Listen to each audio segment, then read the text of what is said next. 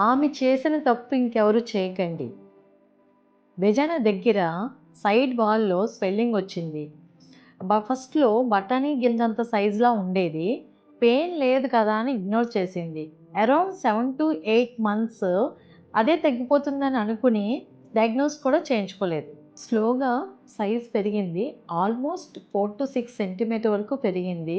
వాకింగ్‌లో discomfort, సిట్టింగ్‌లో pain కూడా start అయింది. లాస్ట్‌లో ఇన్ఫెక్షన్ అయ్యి యాబ్సెస్ డెవలప్ అయింది.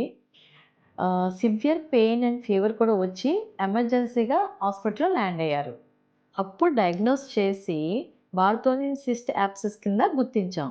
అసలు బార్తోలిన్ సిస్ట్ యాబ్సెస్ అంటే ఏంటి?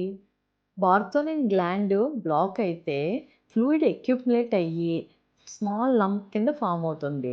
ఎర్లీ స్టేజ్‌లోనే డయాగ్నోస్ చేస్తే వార్మ్ కంప్రెషను మరియు మెడిసిన్స్‌తోనే మేనేజ్ అవుతుంది.